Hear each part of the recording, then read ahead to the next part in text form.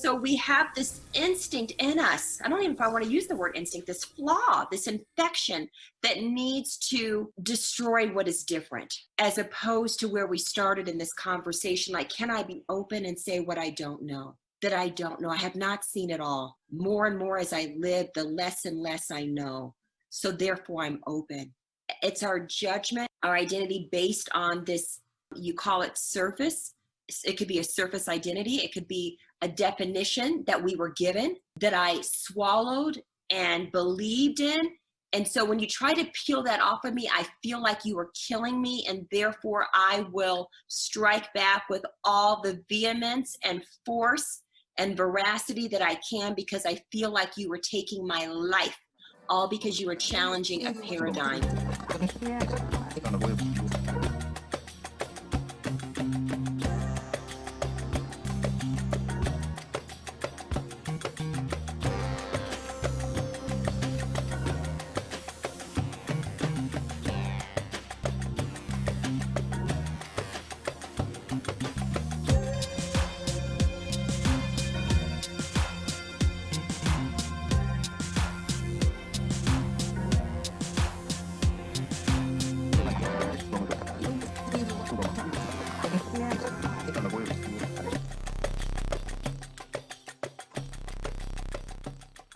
Welcome to the Proximity Portal. I'm Avi Penhollow, your host, and I'm a doctoral student in Language and Literacies for Social Transformation at the University of Missouri at Columbia. I've worked in the field of education for nearly 20 years. I'm a writer, musician, yoga instructor, massage therapist, and I'm also the presiding bishop in the Martoma Orthodox Church. Today we ask this: who are you really? How much of yourself is truly your own as opposed to the influence of your environment? Our guest today is Michanda Lindsey, who, like me, is a person who has worn many hats and who has made it her life's work to understand her own identity while helping others discover theirs. In these perilous times, it seems that we're dealing with the frayed ends of certainty, of surface-level thinking in a complex reality. We are living under the consequences of the politics and religion of fear. One of these consequences is that many people see the world through fractured lenses. Michanda and I also discuss issues of power and how power itself is not inherently evil. Rather, we should view power in terms of symmetry and harmony. The Proximity Portal is about discovering the opportunities to dismantle systems which are based upon power consolidation instead of power sharing. Before we jump into today's episode, I want to thank those of you who have become Proximity sponsors on our Patreon page. For $5 a month, you can make sure that this show continues to deliver top quality content as we seek to make an impact on our fractured perceptions and relationships. If you haven't done so yet, please take a moment to subscribe as a supporter on Patreon. You can also help us by sharing this podcast on social media and subscribing to our YouTube channel. You can visit us at avipenhollow.com for more information. Every little bit helps, and this is all about mutuality.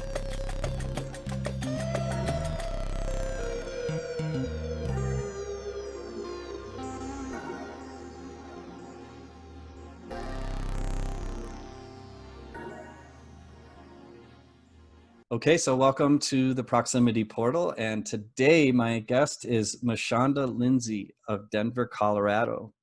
Hi, Michanda. Hello, it's so wonderful to be with you. I'm excited. I've been excited ever since I knew that we were going to do this. So I've known Michanda for a while. So we're personal friends. We've actually worked together in this spiritual community in the past. We have a long history when it comes to that kind of stuff.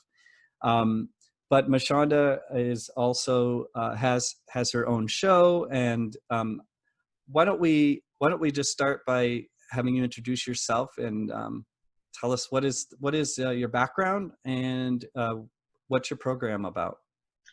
Okay. Yes. So my name is Michanda Lindsey, and I feel like I have this eclectic background where I talk about my BC life before children and marriage. You know, I was a journalist and TV news anchor and reporter. And then when I knew Avi, it was probably during the middle to latter time of my serving in a ministry.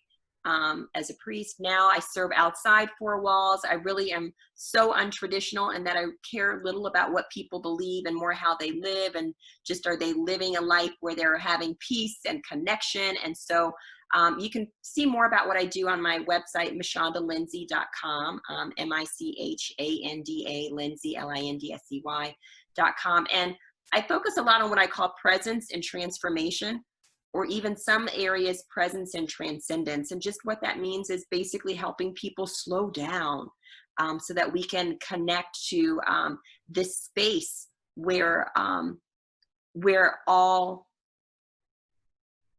wholeness exists. And what I mean by that is just like peace, imagination, our purpose, to be in that place, and also recognize the transcendence part of what that means to move from one state of how we may have been conditioned in this world to a place where there's more freedom and expansion. And same thing in transformation. If I'm doing executive coaching or personal coaching, helping people move from a state of where there's limitation or hurt or pain or conflict that hasn't been resolved, to a place where, okay, oh my gosh, I can experience transformation that lasts.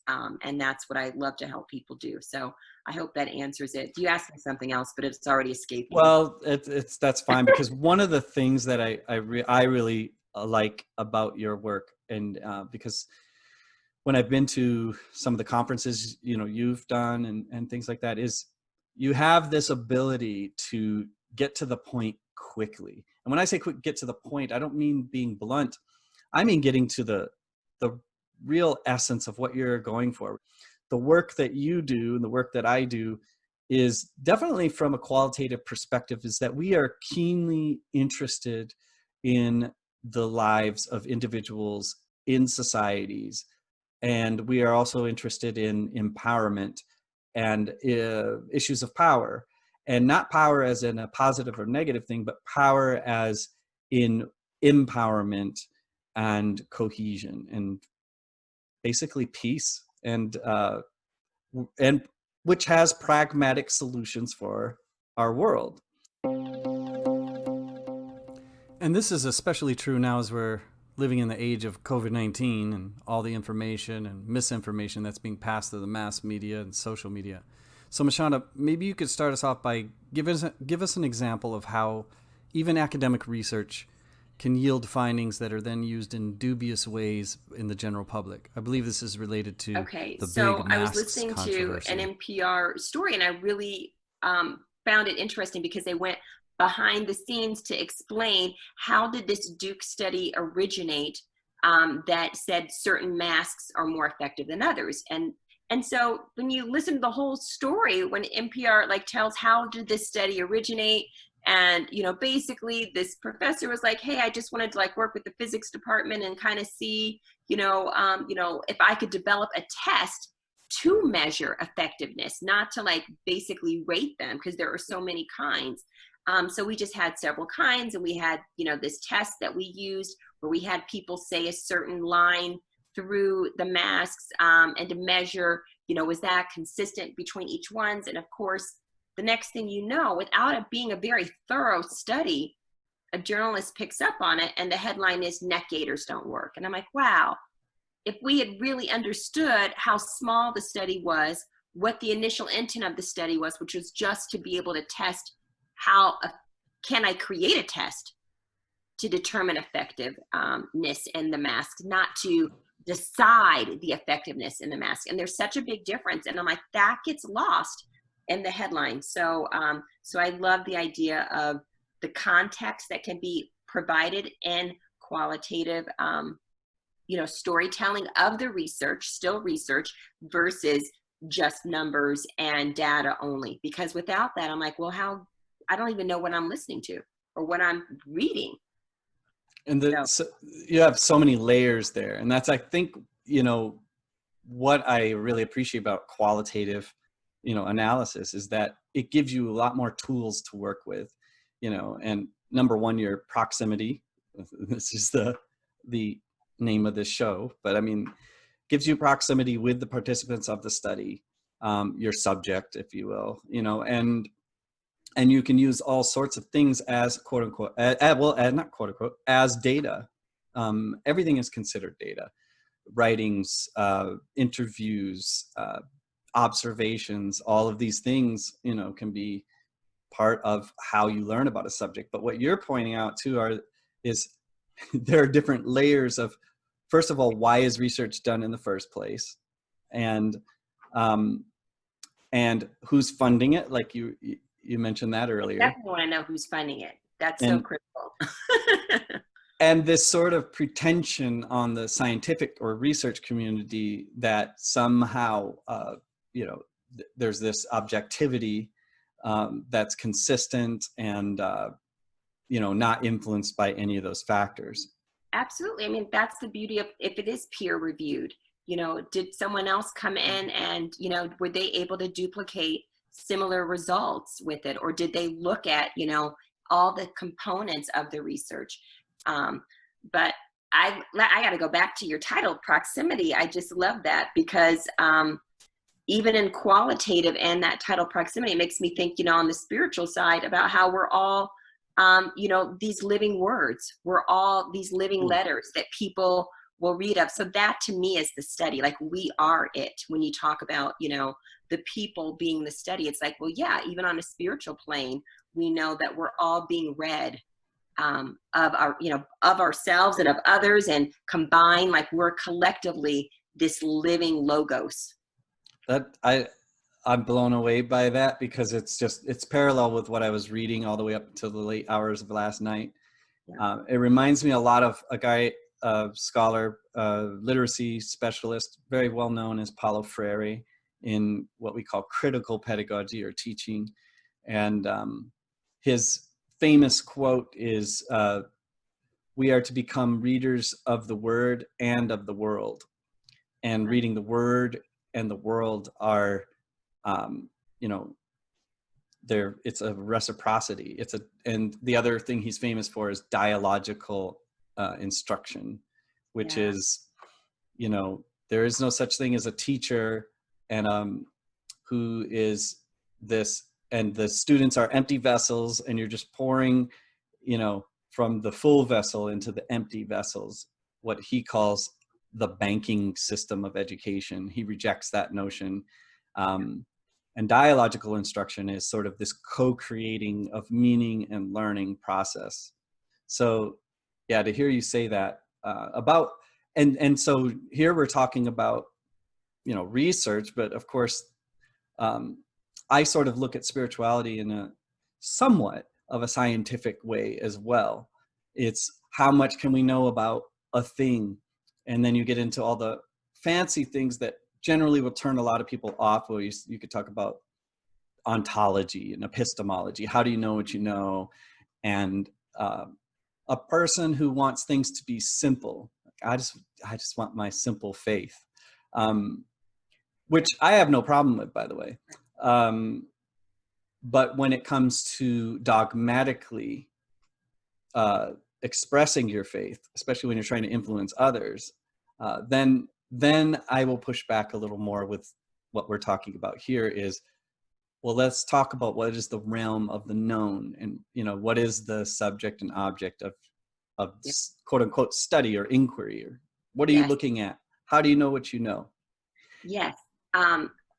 The gentleman that you quoted who said he rejects the old kind of model of the empty vessel of the student, I'm thinking he must be a parent, because parenthood certainly teaches you that, that no, I am not the all-knowing parent to pour into an empty vessel child, that literally you look at these lives as they grow, and they are certainly here to teach us, meaning not just parents, but us collectively, the world. And parenting is quite humbling from that perspective, because they do. I think each generation comes with a deeper sense of curiosity, and they're less satisfied with old narratives and old paradigms that we have been conditioned to just digest, and they're going to question that. So I love the idea of thinking about curiosity from this standpoint of not just what do I want to know, but like, am I open to saying how much I do not know?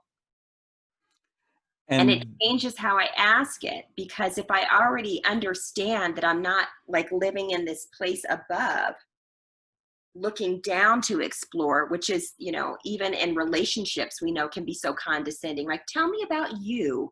You seem different than me. Of course, we know that's condescending versus asking, like, I'm just open and I know so little. I know nothing, truly.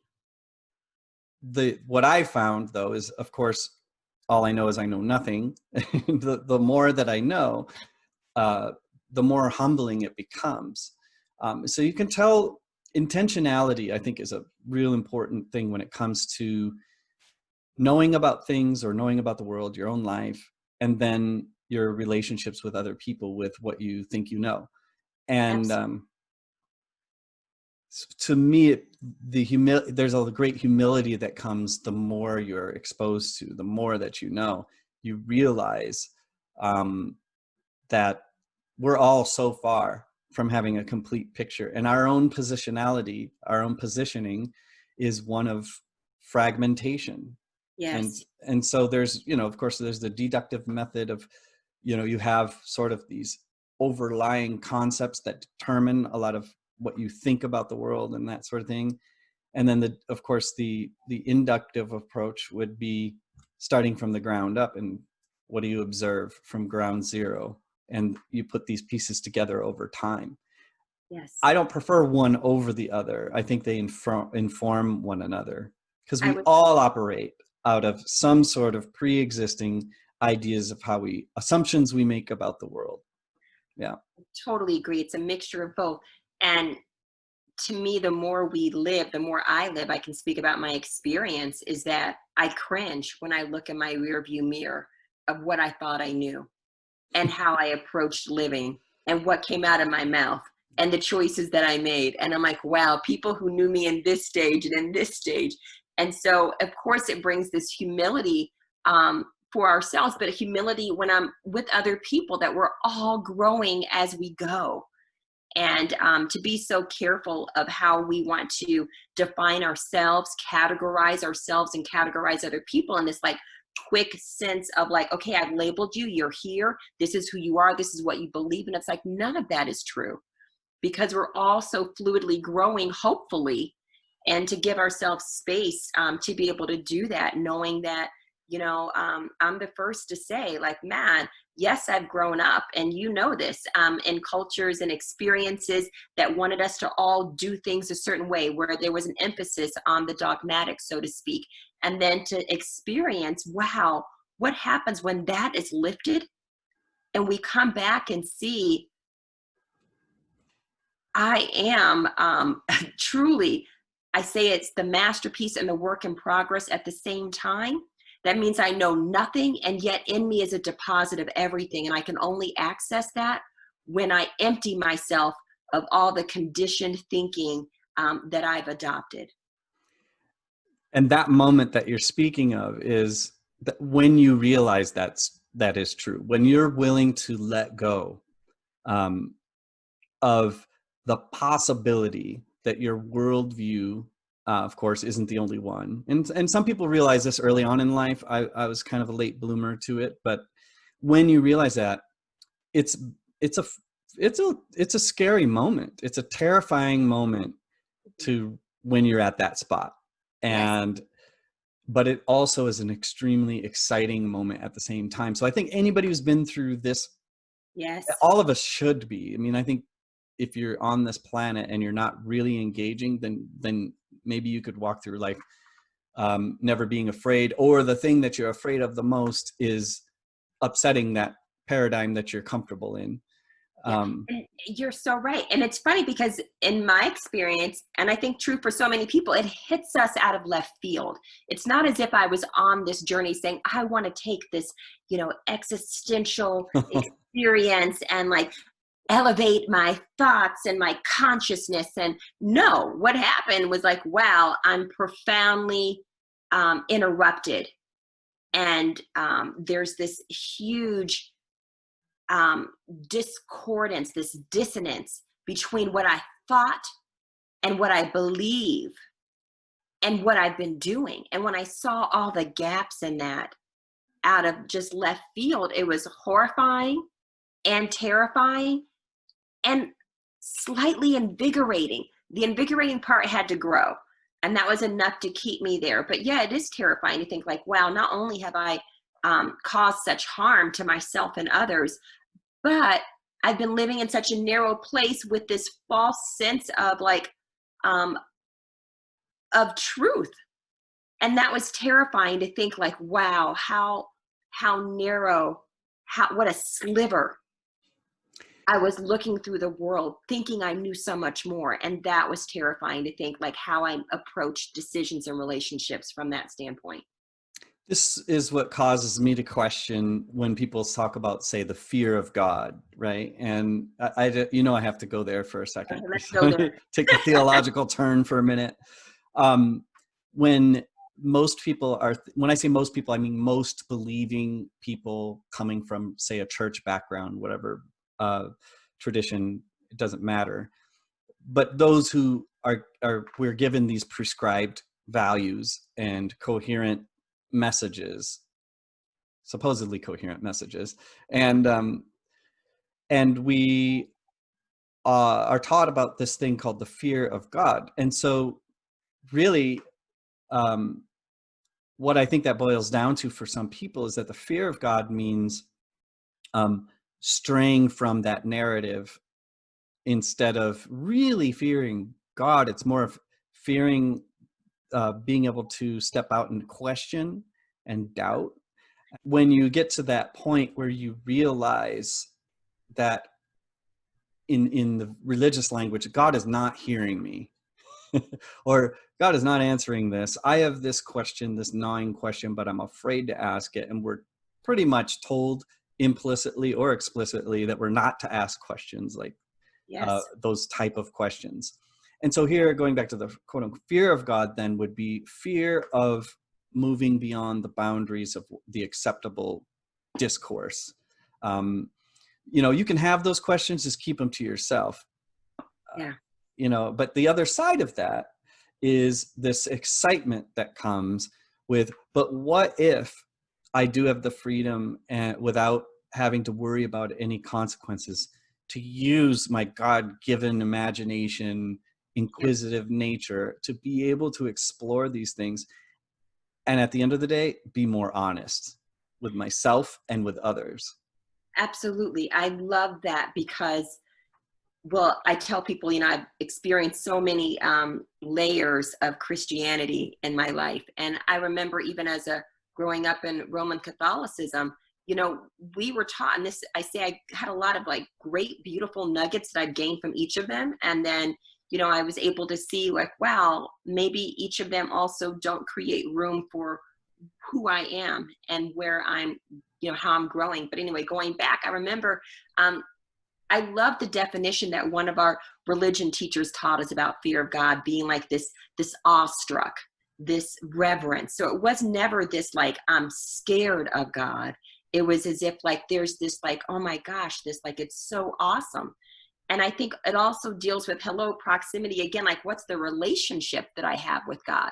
So when I was, earlier in my journey, I would talk about if I'm the created ED from the creator OR, then do I even have the capacity to fully perceive all of the creator and all of the creation of the creator? Like, in other words, if I, like in an analogy, like if I'm the ant and I'm created by, I don't know, by the butterfly who's like so much bigger and can move around and it can fly, then how in the world am I ever going to understand that from my ant perspective when all I can do is crawl?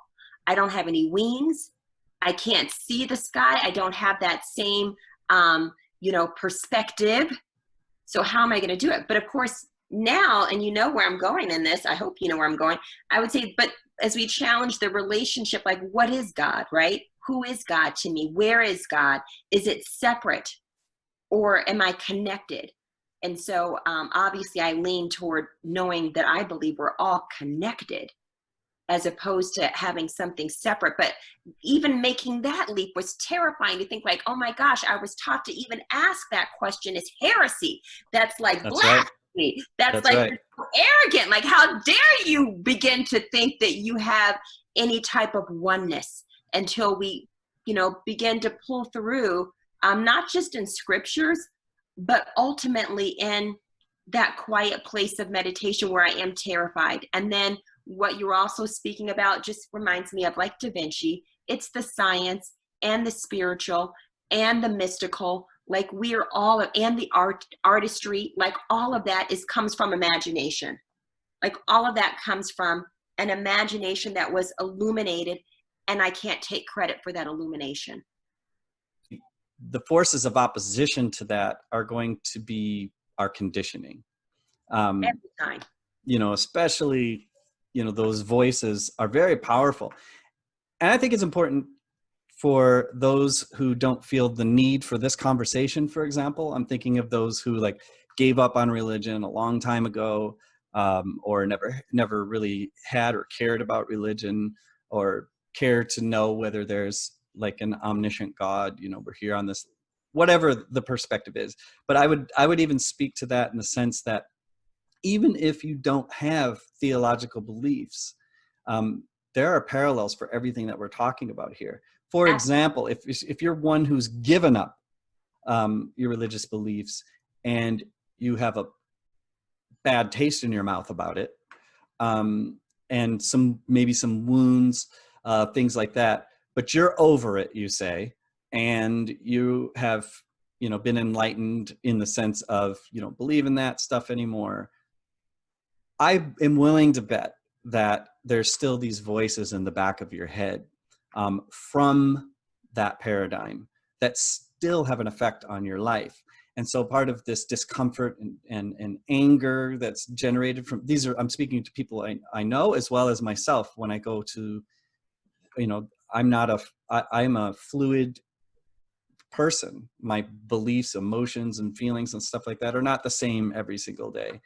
I have certain constants in my life, certain ontological beliefs, I guess, abiding things that I tend to gravitate towards and believe, but there are days I don't believe any of it. And so I think it's important to be able to say that. And I think it's important to also remind those who think that somehow in a way that they're better than the religious person, because they've moved on from those, silly ideas, so to speak. Yeah. A lot of those silly ideas or whatever it is, those things still have a hold on you to a certain extent. And so how free is the person?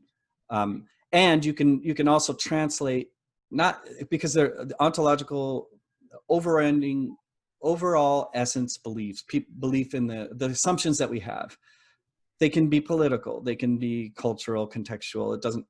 It's not just about, religion or Christianity, which I think some people have this propensity to toward a sort of just think it's about that.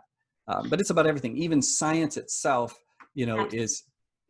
is a conditioned experience, as we mentioned earlier, that's influenced by multiplicity of factors, not just this sole purpose of objectivity, with the material universe. And so we are way more complicated than that. And this brings us back to this idea of the fear. And I like the word that you use, which is awe, or, just this sort of, and many scientists who are not believers in God will have those moments too, where they look at just the vastness of things and they're in awe too. So for me, that experience is no different than whether you want to call it God or the universe, this object of study, which is our existence and our peering out into it from our perspective. It's still awe-inspiring, whether there's a deity involved or whether there's not a deity involved. I know that I went way past some of the stuff. I'm like, I want to comment on all of it, but I'll go with where you left off right there. And yes, the awe part to me always is integral to science. Like, I love science, and I am definitely a spiritual being, and I understand and have deep love and empathy and I don't know, like almost just this deep compassion from people who have been hurt because of religion, because I've seen up close Yeah. how divisive, I'll just speak really quickly. Like religion is, in my opinion, always going to be the inferior. It's always going to be flawed because it comes through the interpretation of a flawed being, which is us. That's the work in progress part of ourselves. Like, you know what, until I can bring healing to my own being and understand how easily my ego, in its attempt to protect me, will cause me harm and cause me to hurt others, all because it thinks it's protecting me. And when I am in that realm of only listening to ego, then the rules and the judgment become so huge. And all of that just leads way to hypocrisy and more hurt and wounding of ourselves and others. And when we come to this place of that terrifying, awe, amazing place where I just slow it down. And to me, being out in nature is the best way to do it. Like I happened to be out on my front yard earlier looking for the meteor shower that was supposed to be coming Mm, through. I didn't see anything, but I did just get a chance to like look at beautiful stars. And right. every time you look at a star, it's like, how can we not acknowledge that there are parts that are so beautiful and perfect, and yet we don't fully understand them? Hello, Einstein. Like they're just some things we just can't quite fathom. And so when I sit down and think like, wow, I'm looking at a star that may or may not still technically be living, Mm-hmm. because the place where I am, many light years here, it looks like it's still there, but it may not be in actuality. And that just inspires me to think that we are all collectively part of something so grand and amazing, and it's alive in us, that transcends any kind of religion. I And think yet this is I can true. find Go. parallels to religion. Go ahead. I think this is true for any human being, whether they are, an atheist on the mountain peering up into the sky. There's Yes. still a sense of awe. Or the fundamentalist who believes that, the earth is less than 10,000 years old, looking up at the sky, it's still this awe experience, and I'm willing to believe that any person living in the world today that encounters messages of the universe and things that transcend the traditional storyline, inevitably with globalization and that kind of thing, you're going to be affected by these things, and you're going to look up and you're going to see that you're going to have this transcendental experience, although you probably wouldn't want to call it that. But every human being, I believe, knows that this greater whole is so vast. Now, the ancients understood this, Yes. without the modern instruments of science. They were awe-inspired about this frightening universe, which, of course, the universe in some ways, in a weird way, was more proximal. Like it was closer felt in the further you go back in human history, when you're more nature-based and closer Yes. to the earth, and everything is alive around you. You feel its presence, and it still is. We've just been desensitized to it Highly. inside of the structures that we've created. So it brings up a whole other thing of, well, how powerful are social structures to where they basically create the reality that we experience. But if those structures weren't there, what reality would we experience? And there's so many things like that. Well, that's the part that's beautiful and terrifying. To leave, it's like the child who goes away to school, whether it's going away to kindergarten, right? Like the fear that some children have, like, oh my gosh, I'm in a whole new classroom. And others are like, oh my gosh, I'm in a new classroom. This is great. And then we change that to whether it's middle school or high school or going away to college. And it's the unknown. And I think that's the part that we are learning, especially in this time, to realize we have fooled ourselves in believing that we know, and believing that life is predictable, and believing that certain things are to exist when most of the things that we rely on have nothing to do with the real patterns in nature, but are all of the ones that we've structured and created as social beings that we put so much emphasis on. And then to now come back to the only thing that's predictable is really nothing. It's unpredictability. Is nothing, but where there are patterns, right? But we also see there are patterns at the same time. So it's this beautiful and. It's not an either or, it's an and. Like, it's totally unpredictable, and yet there are also patterns. I was saying to my husband the other day, like, isn't it cool that, like, the earth is like constantly doing its own rotation as it's orbiting, and we don't feel any of it. Like, we don't like all, the whole day, like, it's like based on the way the earth is turning, like it's sunlight or moonlight that we see, daylight or darkness, and we don't feel any of it. And I wonder, like, wow, way back when, if I had like really had it quiet and meditate, could I sense the planet is moving? Would I be able to even sense it?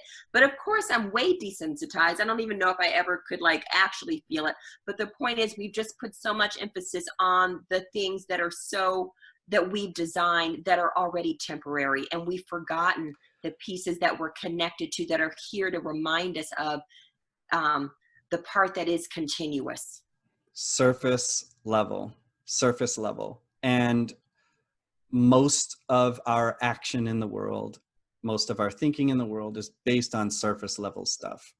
And that's not to say that there's not beauty in the mundane. In fact, I think surface level thinking is what I'm just calling it right now for our purposes, actually limits you from being able to appreciate the majesty of the mundane, the incredible beauty that's found in simplicity. So I always try to avoid the sort of intellectualizing of things in the sense of, that somehow we're better. No, if you can't appreciate the mundane, I think that's what we're talking about. It's our response to the things around us. Like, I'm thinking of the two kids that you mentioned going into the classroom. Everything is indicative in their responses to the exposure to the new environment. And a lot of that has to do with the experience, probably most likely has to do with prior experience that each child brings to that classroom, whether it be fear or excitement, or maybe a mixture of both. There's a spectrum of that in any of our in interaction with the environment. Two words come to my mind from what you're talking about earlier. That would be coherence and certainty. And I think that they are not necessarily synonyms. Coherence and certainty are not synonyms. So if you have to be certain, there's a tremendous amount of pressure that is your coherence. Your coherence is determined by being certain that this is true or that is true. And then, of course, you run into a lot of problems when you start to see other multiple perspectives on the same, or on the thing. My argument is that you do not need certainty to have coherence. And that's an idea that I'm really interested in exploring right now, especially in these culture wars that we're in, and surface level determinant factors of very concrete, real things. So I think it's very important when we're talking about, well, this or that is a social construction of reality. That's true, but there are consequences of those social constructions that have very real effects on the lives of people. And I think of systemic racism as, of course, a case in point for that. And so you have a choice as a society. You either deny that it exists, which means inevitably you have to deny the lived experience of a group of people who are telling us, talking about people of my background and ancestry, we're experiencing this, and me turning around and saying, no, you're not experiencing that. I guess what I'm saying is that people will choose certainty over coherence. And coherence in this particular, on this issue, the one that I brought up on systemic racism, would be, what are the outcomes that we would like to see from this? Yeah. Well, wow, you went huge and deep and as expected.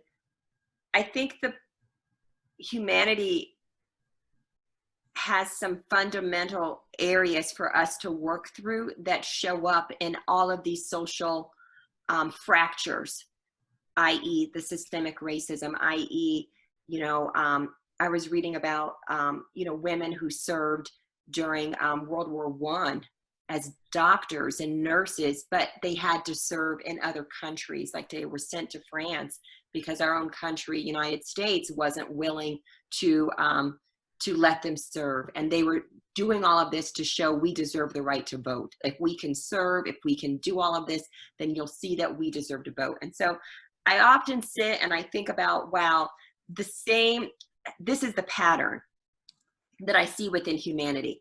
And the pattern being we are still in this place of learning how to see our oneness.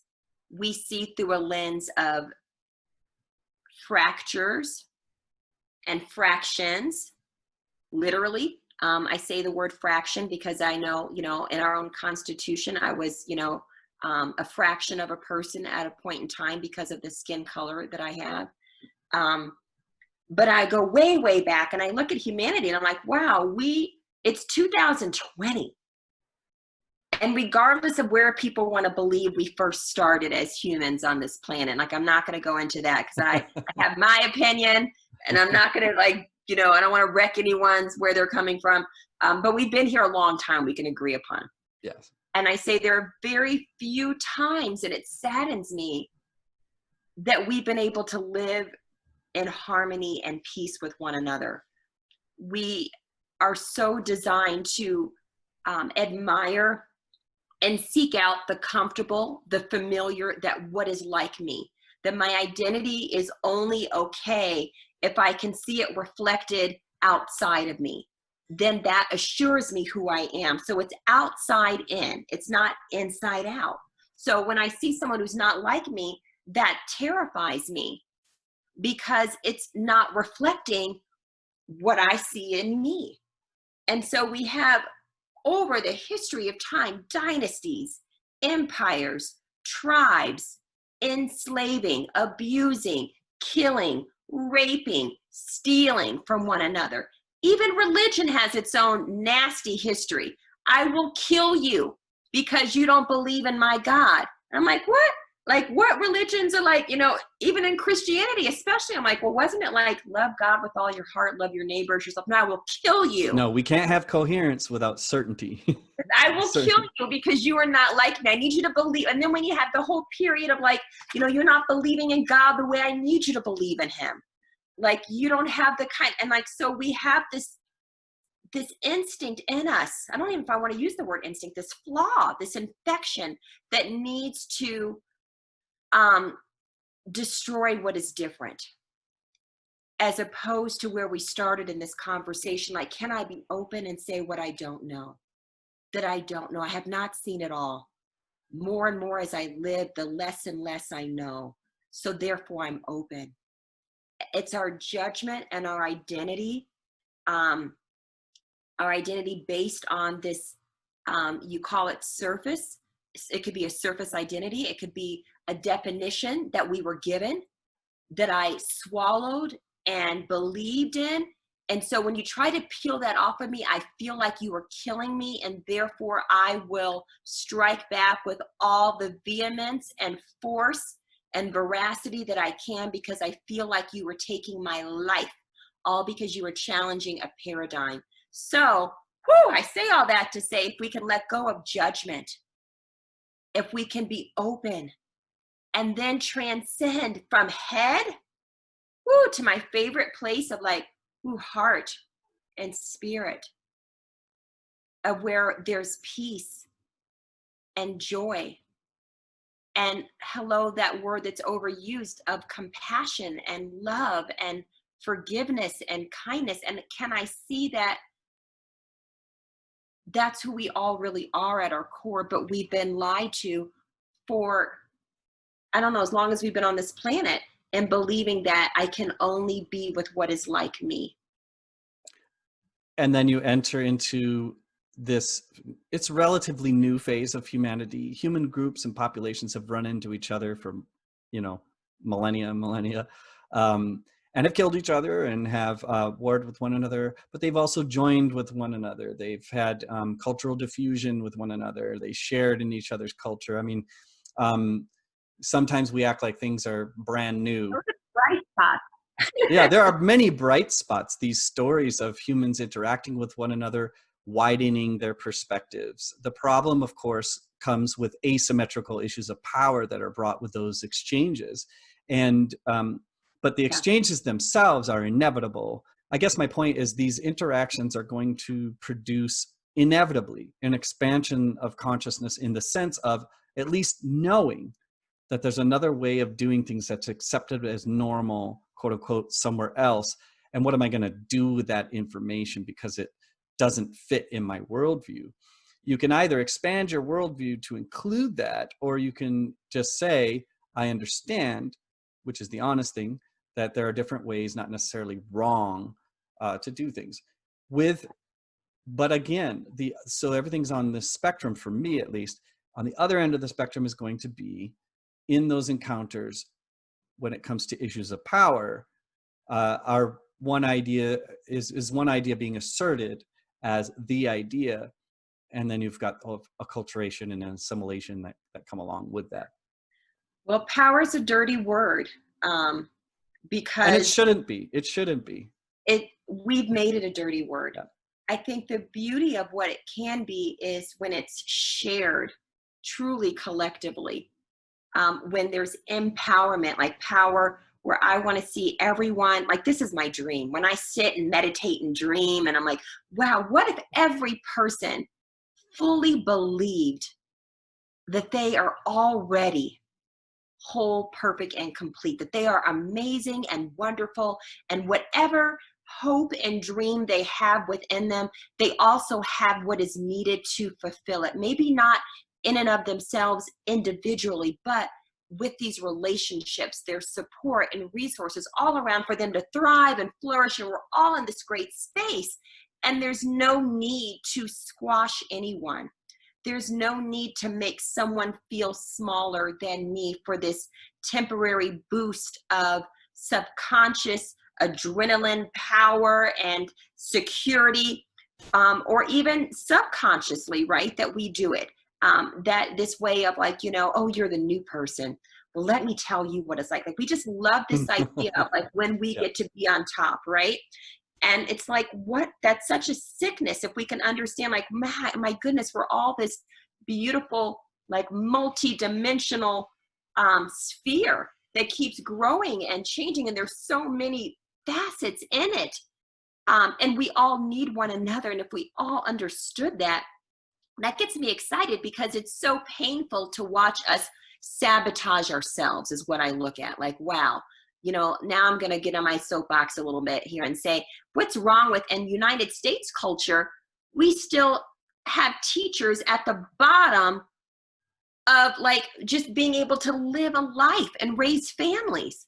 Like, that's amen to that. and every society, every culture knows that we need educated people whose imaginations and innovation and artistry and skills and talents can grow us collectively so that we progress. And then beyond a nation, to know we need multiple nations to be sharing information so that as a humanity, we are evolving. We all need each other. Pause here for a second. Go ahead. No, because you're delivering like this, the end message of where I think we need to try to go. And so it's really refreshing, because you've sort of set up the paradigm I want to step into is the one you're describing right now. That's what the proximity portal is all about, is, what are these? Because I look at them as gateways or segues. That's what the portal, that's what that means. It's not a magic, but it can be magical. It feels magical, right? Yeah, these are the opportunities that we're able, all because I'm thinking about you now as a person and who you are in my life, and you're able to have come to this beautiful And I don't believe it's utopian at all. I think it's a reality that can be realized. Is it permanent?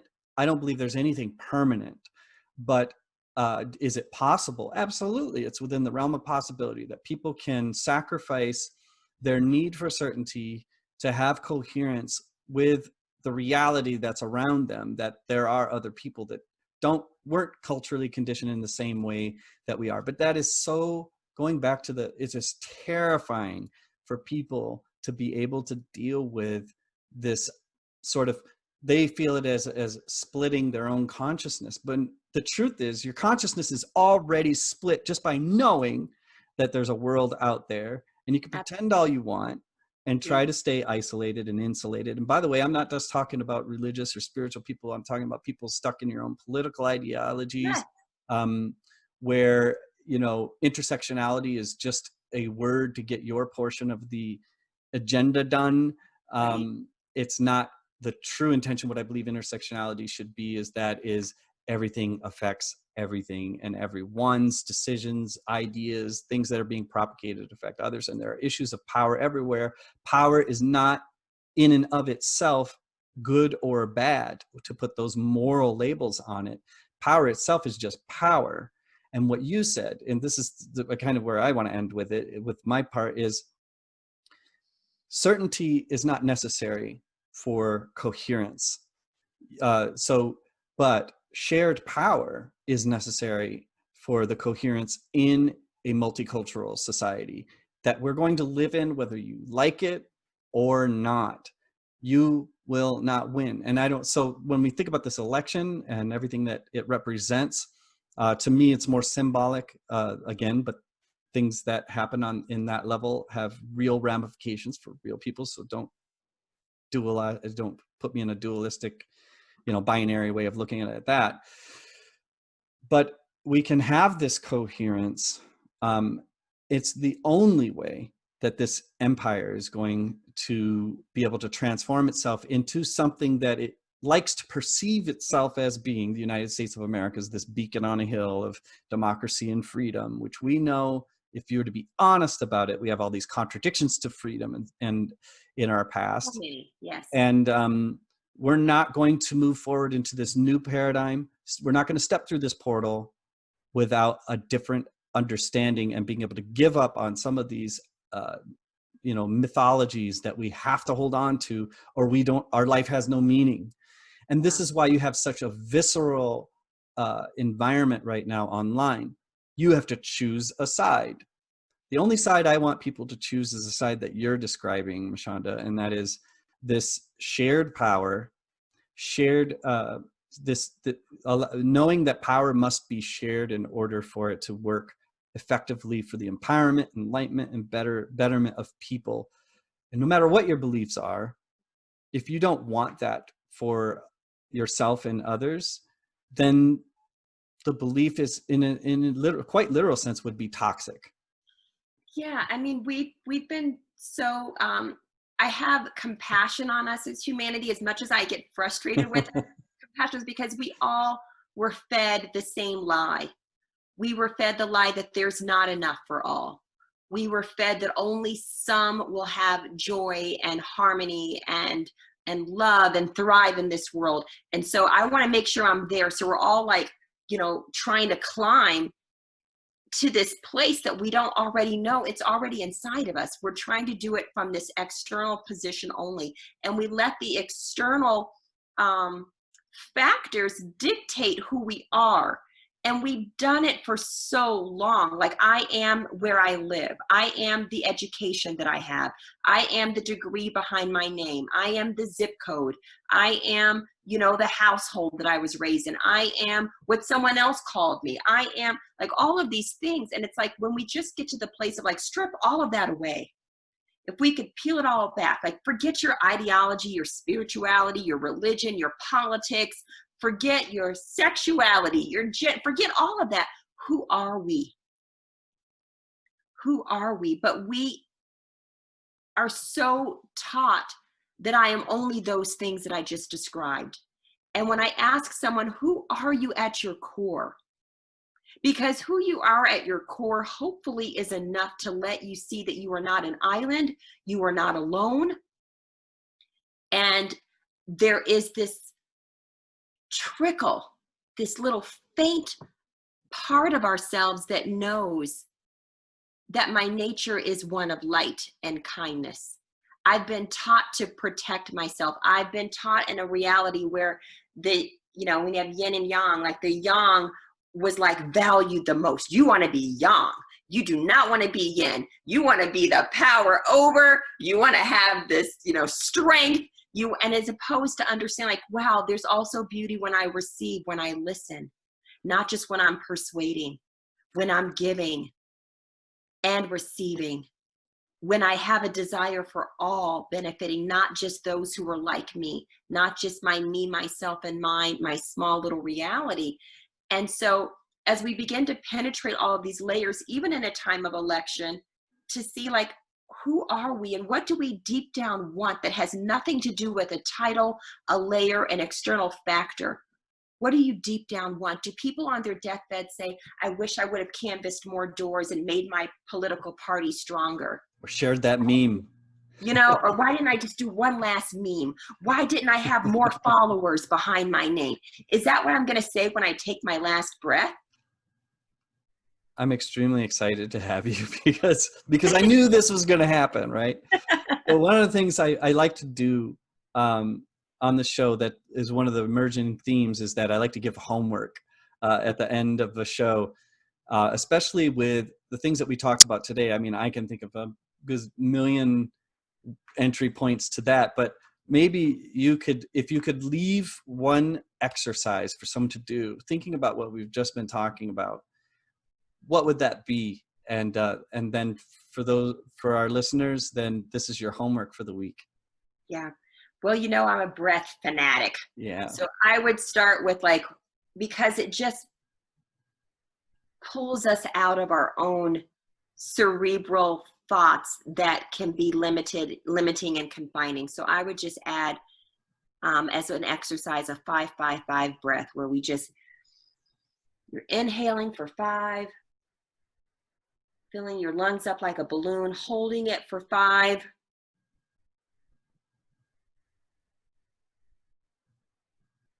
and then exhaling for 5.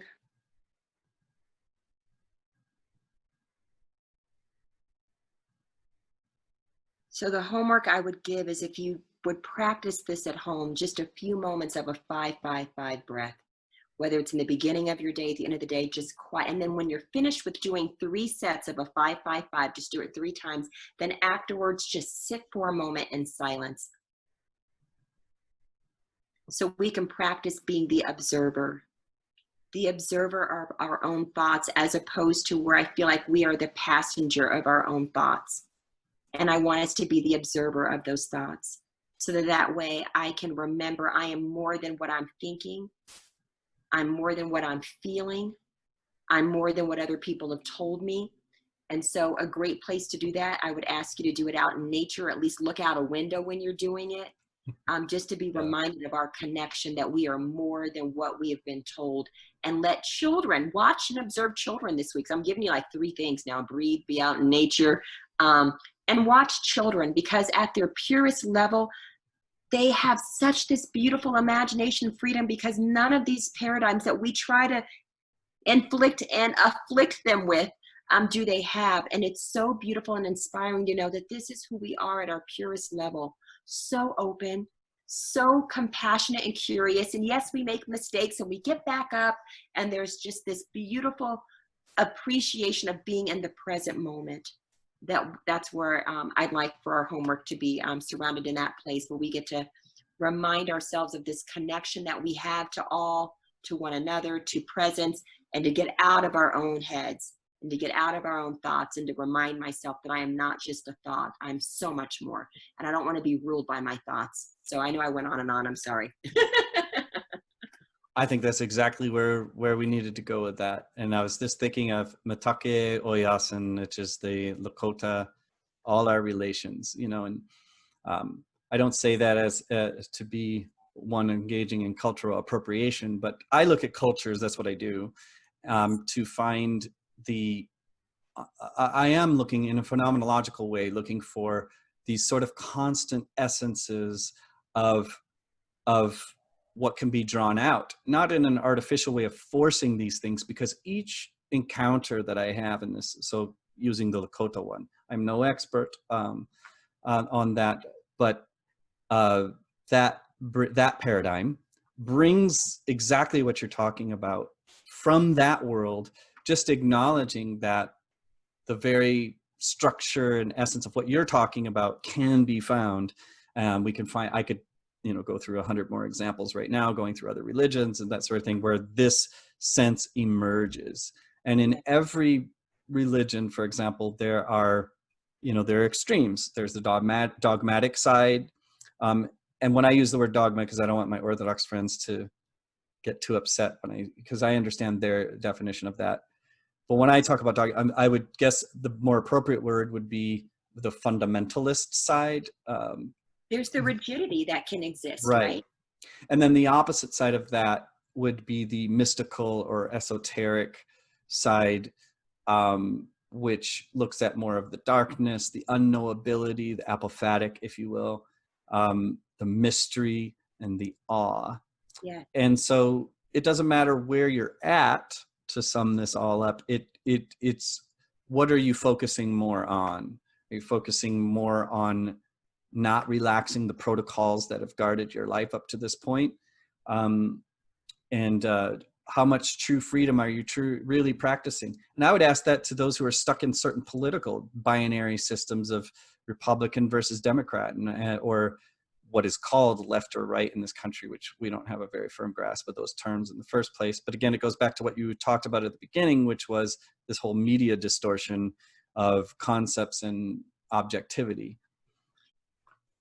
All right, Michanda, thank you so much for joining us today. Thank you for that homework. And so I'm going to give that assignment to all of you. And here's what I would like you to do is, if you're listening to this and you are actually participating in these homework assignments, I'd love to get some feedback for you. You can find the show on avipenhollow.com. Just go over to podcast, and you can find us on Facebook at the Proximity Portal Facebook page. Drop me a line there. Any thoughts you have about the show, you can leave there as well. And we look forward to seeing you next week. And one more time before we let you go, Michanda, give your information so that people can find you on your podcasts and shows yourself. Yeah, I haven't started the official podcast, but you can see some of my recordings on my website, MichandaLindsey.com. It's long, Michanda, Lindsey, Lindsey.com. You can find me on Facebook, Michanda Lindsey, and also Instagram, Michanda Lindsey. But this was such a joy. Thank you for having me today. I really, I always enjoy our time together. You know that. I'm grateful. I'm grateful for you. You've always been a very special person in my life, and have been there at very critical moments, including this one. So thank you. Look forward to having you back. Definitely. And it's mutual. You know that. Anytime.